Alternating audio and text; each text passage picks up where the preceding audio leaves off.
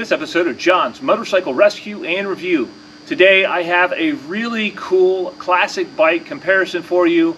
This time it's two different years of the same brand and model of bike, and that is Suzuki's GS1100E, or GSX as it's called in Europe. The blue bike is a 1981 Suzuki GS1100E. It has 9,000 original miles on it. And this red one is a 1983 GS1100E with 5,000 original miles on it.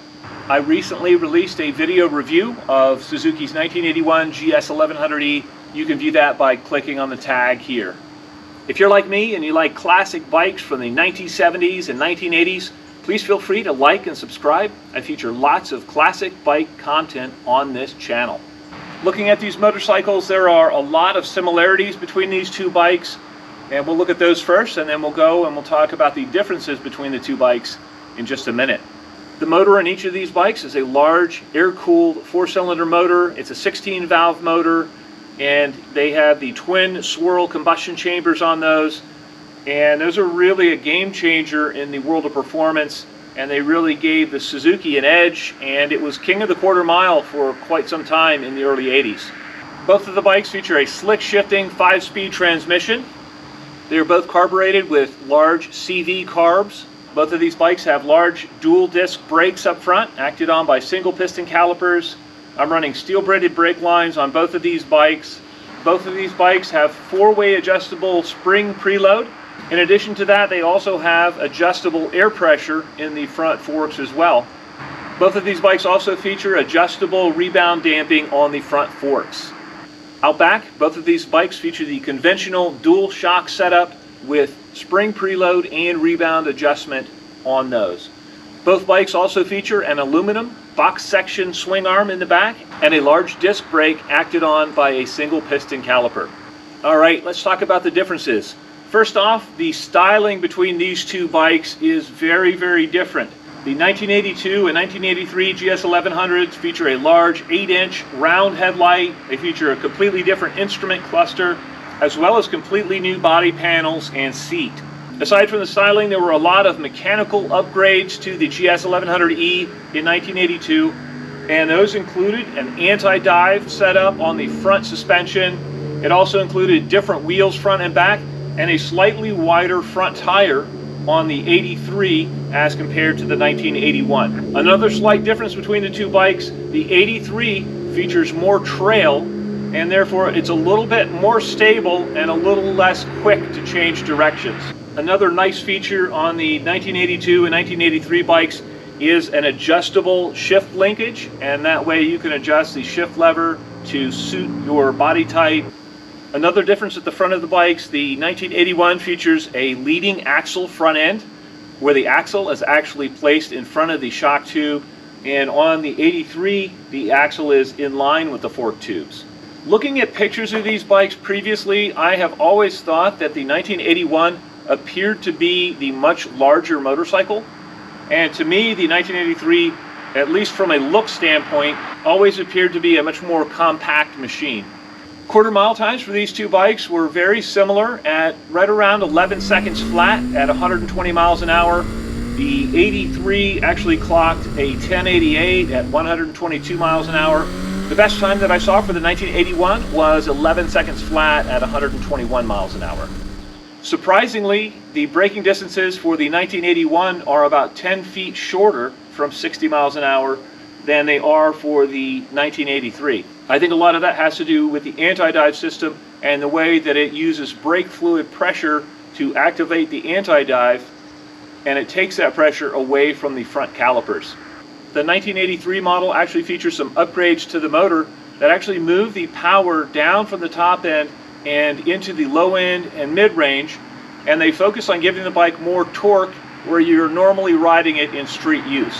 Amazingly, the top end power remained about the same between the two bikes, and at the countershaft sprocket they both made right around 105 horsepower and about 67 foot-pounds of torque. Wet weight on both of these bikes was very similar and right around 560 pounds, and so it was a very lightweight, especially compared to the previous generation of Superbikes that all weighed right around 600 pounds. One of the most radical differences between the bikes is one that I've never heard talked about in any of the motorcycle magazines or any of the reviews that I've seen on this bike, and that is the seat to handlebar relationship of the two bikes. And when I sit on these two bikes, they have a completely different feel from one another. Even though I'm running taller bars on my 1983, it feels much more stretched out in the seating position. I also feel like I'm further away from the front end of the motorcycle. When I sit on the 1981, I notice that I am much closer to the handlebars on the bike.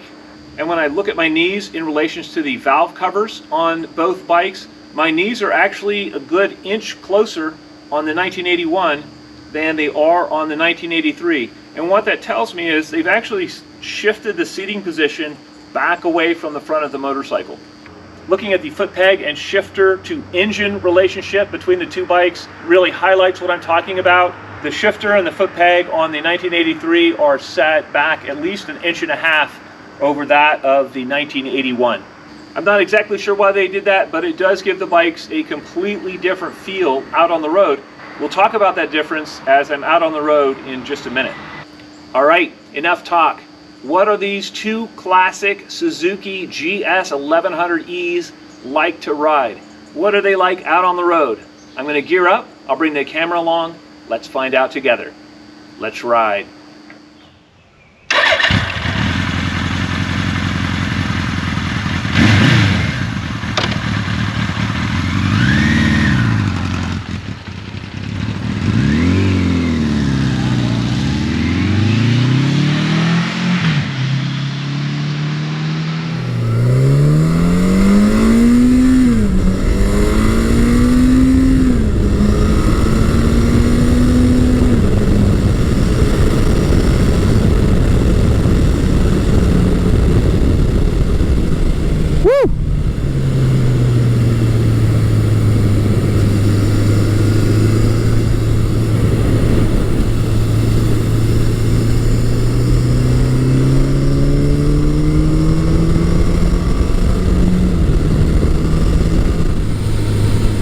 I am currently riding Suzuki's 1983 GS1100E, and this is the bike that many consider to be the pinnacle of the standard style superbikes of the early 80s.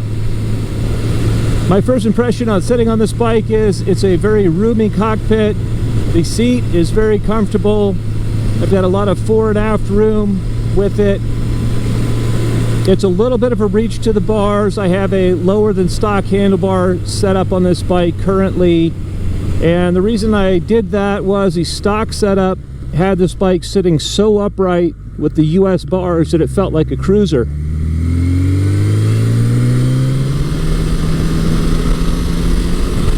Woo!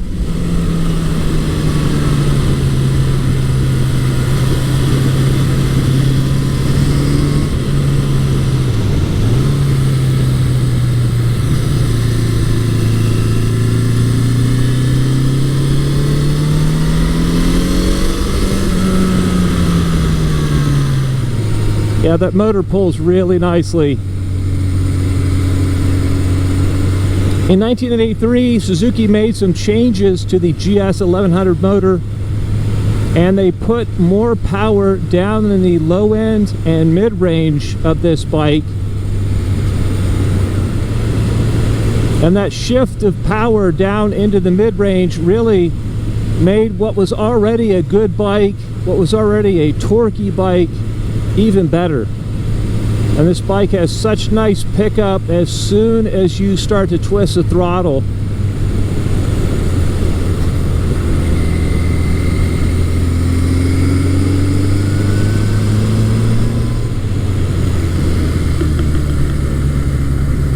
And even from the basement, 2,500 RPM, this thing pulls out of corners smoothly and with authority. Woo!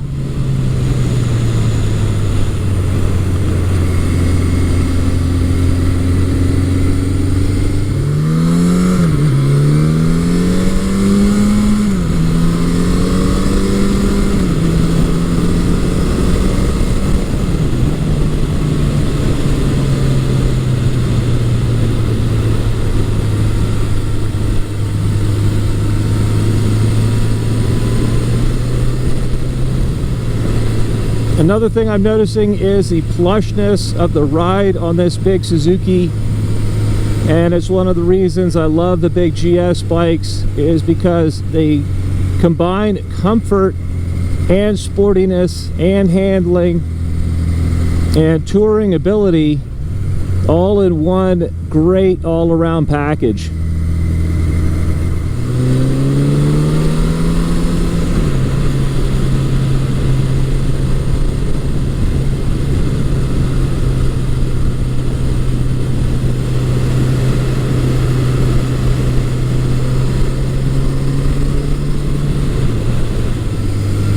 In 1982, Suzuki put the anti-dive front suspension on the GS1100E, and it got kind of mixed reviews. I know it was in vogue at the time, but the system actually takes some brake fluid and braking pressure away from the brakes themselves, and it kind of contributes to a little bit wooden brake lever feel, but it doesn't really keep the bike from diving all that much.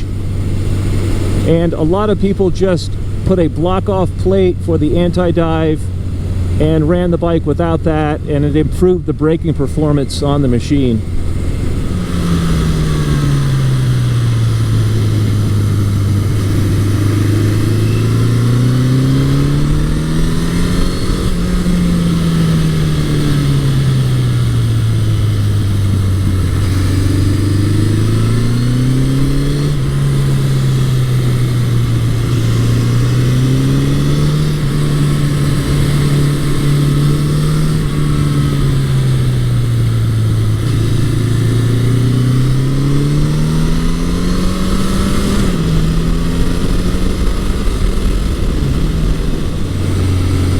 There are several things that I notice when I'm riding in a more sporting fashion on this bike. The first is that I'm a little bit further back away from the front end on the bike, and I would rather be closer to the front end and feel like I'm more connected to the front end. And the second thing that I notice is this motor definitely has more mid-range power, and that's something I really like, especially in the lower RPM range where you really do most of your street riding. This bike has a decided advantage there.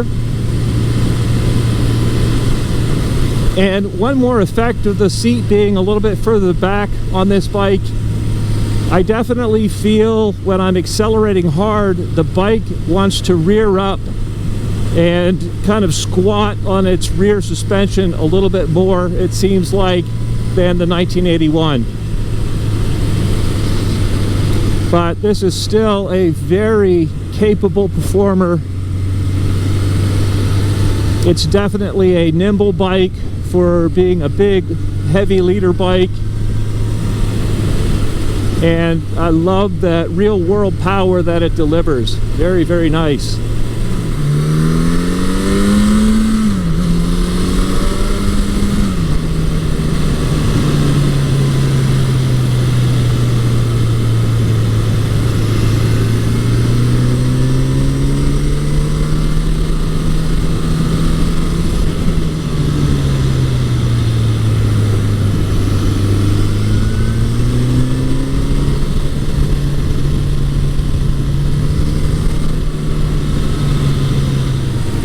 Instrumentation wise, I really like this 1983.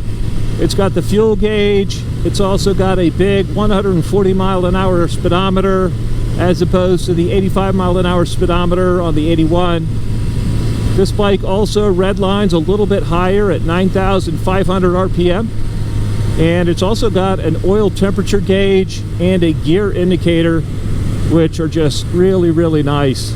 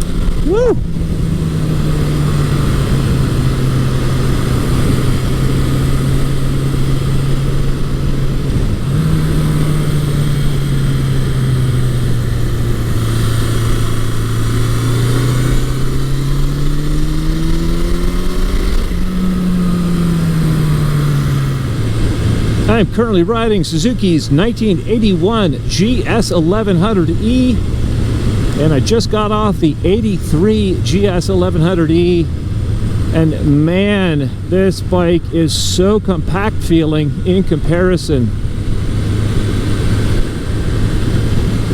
Even though this bike has a lower handlebar on it, the bar is set much closer to me,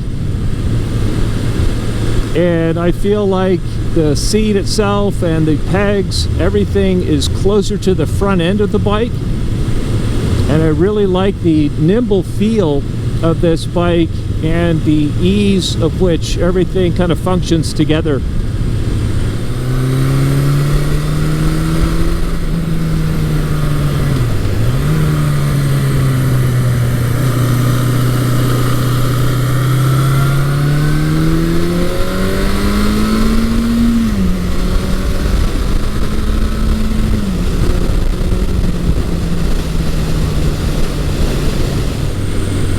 I'm also getting less vibration through the handlebars on the 1981 and less vibration through the seat than I got on the 1983. Another thing I noticed on this 1981 is how quiet it is from the saddle, and I don't know if that's because I'm sitting a little bit more forward away from the exhaust. This bike shifts very nicely up through the gears just like the 83 does. And these are among my favorite transmissions ever put on a bike. It's just such a slick shifting, positive, short throw shifter, and very, very refined.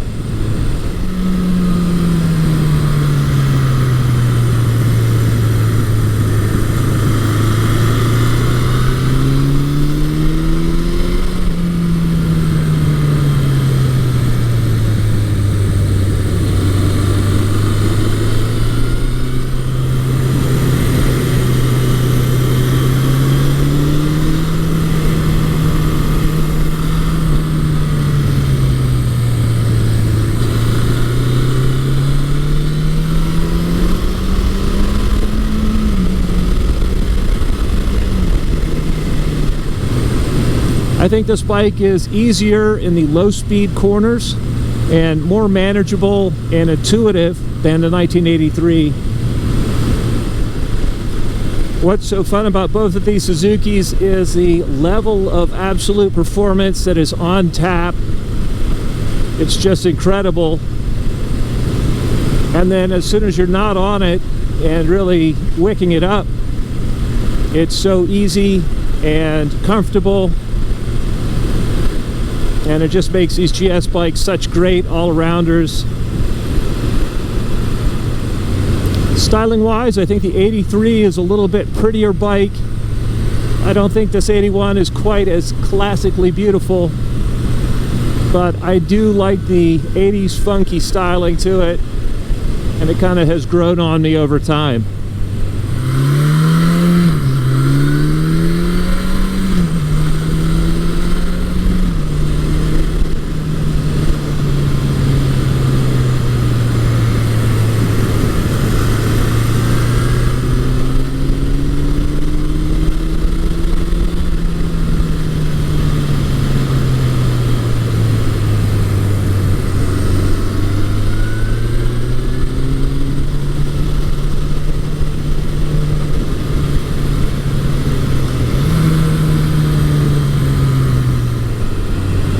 I think the tuning on the 1983 GS gives it a little bit more of an edge in around town riding as far as just punch off the bottom end. But this 1981 wasn't really lacking in the low end department to begin with, and I do like how smooth it is on and off throttle. The easy clutch pull on this bike and the more neutral seating position are a definite advantage in my book, and I really like the low speed handling on this bike and just the ease of use. It does not feel like a big bike, but it's still all day comfortable and plenty roomy enough, and it's got that roomy, comfortable seat. You can move fore and aft on it if you get a little bit uncomfortable.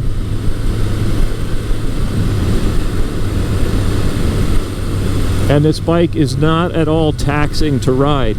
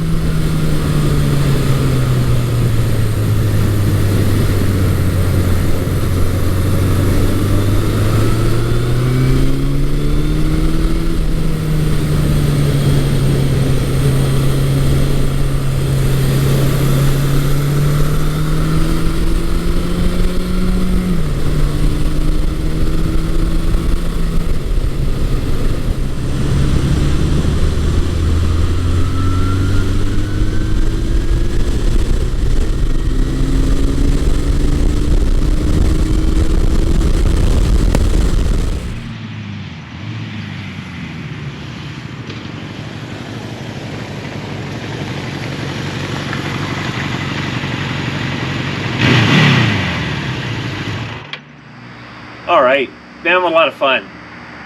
That result is completely not what I expected at all. The deliberate changes that Suzuki made to the GS1100E in 1982 have really impacted the way the bike rides, the way it handles. It's still a fantastic machine. I'm absolutely not a fan of the anti-dive. I think that is added complexity, added weight with no benefit whatsoever.